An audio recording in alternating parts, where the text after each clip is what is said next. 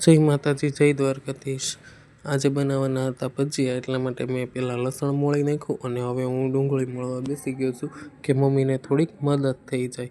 અને હવે ડુંગળી મોળવાનું ચાલુ કરી દીધું છે મેં, કારણ કે ડુંગળી મોળાઈ જાય પછી મારે ગાય દોવા જવાની હતી, તો હું આવી ગયો ફરજામાં ગાય દોવા માટે। ગોરીબેન અહીંયા ઊભા છે અને આપણે રૂમમાં બાંધેલા છે સામેની સાઈડ, ત્યાં જમનાબેનને કેમ કે હમણાં વિયાવાના છે। અને જો હું ગોરીને દોવા બેસી ગયો છું।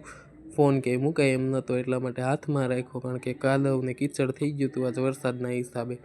અને પછી હું આવી ગયો છું દીવાબત્તી કરવા માટે। પહેલાં તો મેં દીવા કરી નાખ્યા, પછી ગરબામાં પણ દીવો પ્રગટાવી દીધો, પ્રગટાવી અને પછી હવે હું કરી લઉં પહેલાં તો દીવાબત્તી। જય શ્રી કૃષ્ણ વાસુદેવાય નમઃ।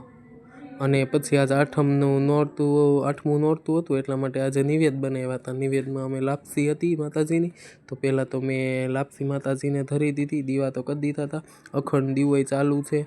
અને હવે લાપસી ધરી અને ચારી બાજુ પાણીની ધારાવાળી કરી દીધી હતી।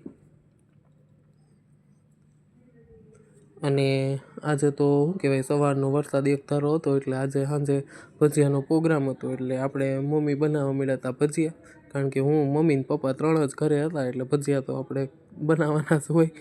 બનાવીને ખાઈ લઈ ભજીયા, અને પછી પાછા ભજીયા બની જાય ને પછી હું આમ દાબતો જતો હતો, એટલે પાછા તળી નાખે ને, એટલા માટે વિડીયો ગમ્યો હોય તો લાઇક, શેર અને સબસ્ક્રાઈબ કરી દેજો। જય દ્વારકાધીશ।